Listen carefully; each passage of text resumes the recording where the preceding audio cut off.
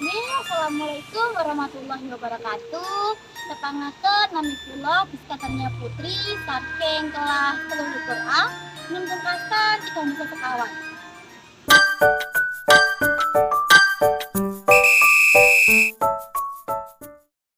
Aku manggon ing Kabupaten Gresik.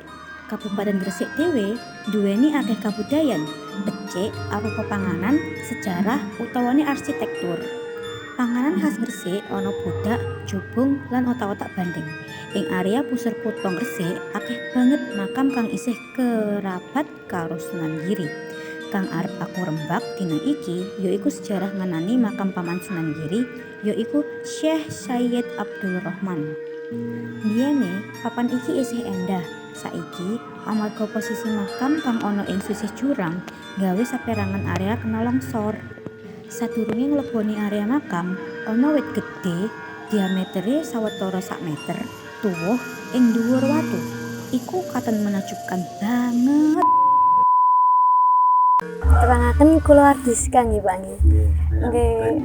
Nggih.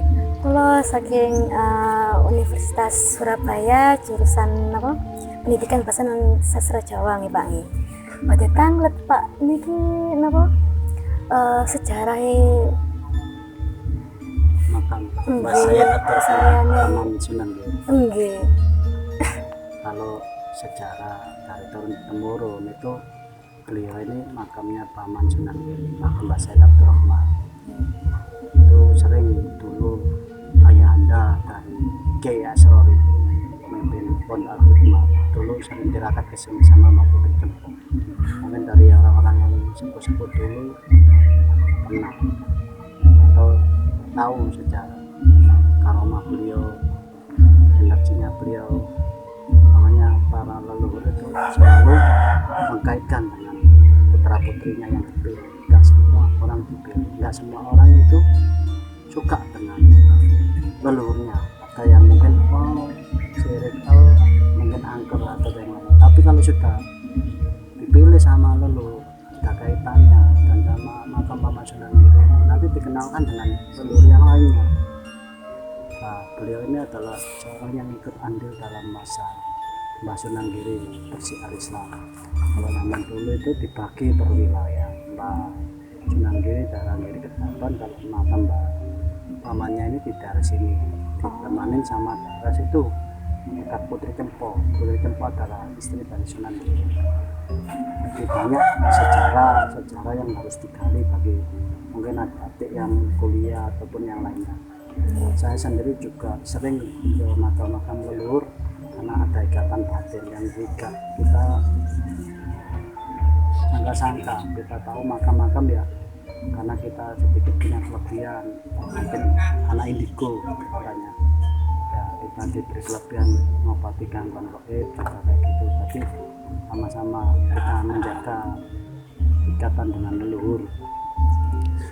Monggo barangkali teman-teman atau saudara-saudara yang belum tahu ke makam Paman Sunan Giri bisa mampir ini. Inilah makam Paman Sunan Giri. Dulu sebelum longsor masih bagus, karena longsor jadi harus hati-hati ke sini. Barangkali nggak tahu jalan, biasanya Sherlocknya diarahkan ke sana. Daerah Putri bukit, Cempo. daerah Putri Cempo, maka nanti menanjak. Kalau menanjak nggak tahu, maka dia itu jatuh karena curam. Jalan setapak soalnya.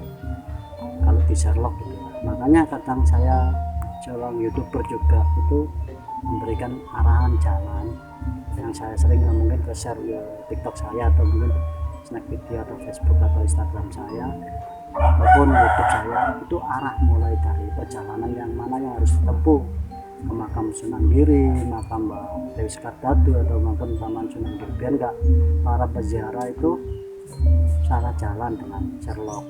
Ada yang disasar sampai sana itu jalan setapak, maka jatuh akhirnya kalau nggak kebiasaan. Jalan setapak sedikit, kalau papasan ya sulit.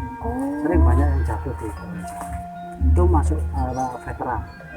Kalau lebih baik lewat daerah Giri, makam Mbah Sunan Giri Ketapang situ. Nanti bisa tanya, bisa lihat ke TikTok saya atau YouTube saya. Perjalanan biasanya tak tunjukkan mulai jalan jalan sampai ke arah Makkah. Mungkin itu dari saya. Ada yang bisa ditanyakan lagi, Mbak? Ini kok Pak, napa wonten tradisi napa mboten nggih teng wilayah teng mriki? Kalau di sini itu masih kental dengan khol. Dari beberapa makam satu ke makam saya ke yang lainnya itu ada khol. Tapi khol itu ada juga al-khidmah. Dari Pondok Al-Kedini itu manakib biasanya tiap tahunnya. Hanya mulai dari Giri sampai dari Sekardadu, Mbah Singaludro, maupun Tertempo itu selalu bergantian, ada jadwal yang mungkin orang-orang sini tahu hari-hari apa pasti. Biasanya masih di-share kok di sosial media. Di rolling gitu nggih Pak? Seperti jenengan lahirnya berapa, mungkin memperingati hari lahir. Terus saya hari lahir apa itu sama kayak tadi, mengingat khol beliau itu adalah salah satu melestarikan leluhur biar enggak kita itu lupa kholnya. Ini kholnya kemarin tuh habis kholnya Mbah Singaludro, sebelumnya ada kholnya Mbak Jurid. Itu beliau juga orang yang berjasa kepada syiar Islam pada zaman Sunan Giri. Kalau lagi Mbak nanti tanya. Ini kok Pak, napa pohon-pohon ini kan besar-besar ya Pak ya? Nggih, ini kok wonten apa? Kaitannya kali makamnya napa? Biasanya gini, kalau masalah pohon besar ataupun yang lainnya, biasanya bagi anak indigo pasti ada keistimewaan atau kesakralan atau kemistika. Ada yang itu memang tercipta untuk alam semesta, katakan seperti makam Mbah Singaludro. Ada pohon itu satu sama satu yang lainnya itu seperti gabah Berpasangan. ini itu satu pintu. Kalau di Mbah Keramat Mustajab itu ada batu seperti bekas pertapaan, jadi persis duduknya Mbah Keramat Mustajab. Kalau Mbah Keramat Mustajab itu adalah seorang tabib pada zaman Mbah Sunan Giri. Yang bagi yang indigo atau yang punya kelebihan pasti bisa tahu mendeteksi atau di tempat apa dulu. Kalau nggak tahu biasanya nggak tahu. Pas kalau di kita itu ya persis seperti yang kalau di makam Mbah Singaludro bisa nanti saya angkat ke sana itu persis sama. Sering dieksplor teman-teman beberapa youtuber ziarah juga. Cuma tantangan yang tertera di dalam mungkin para pariwisata itu ya cuma Wali Songo.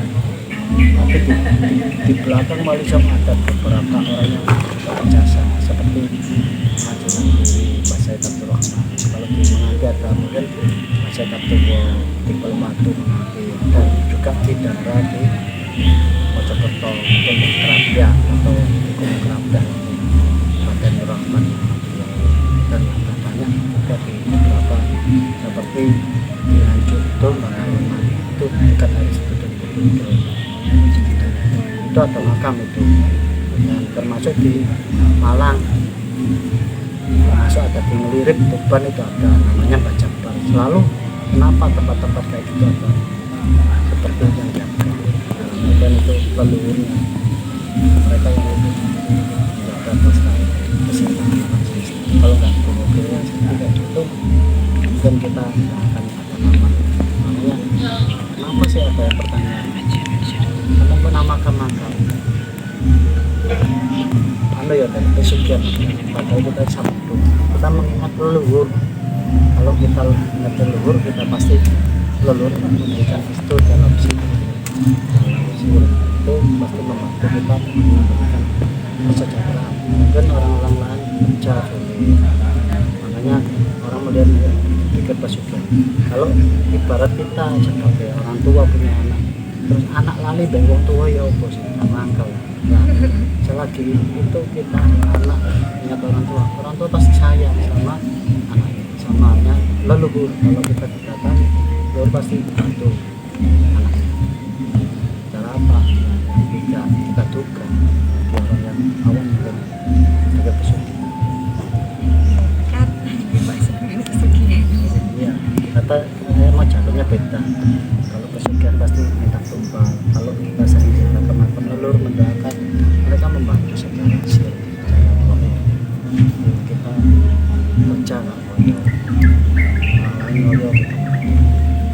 Karena kita barangkali Nggih, untuk suwun ya Pak cukup nggih. sekian ya dari kami, barangkali bisa dengan waktu bisa bersih ketemu sama-sama.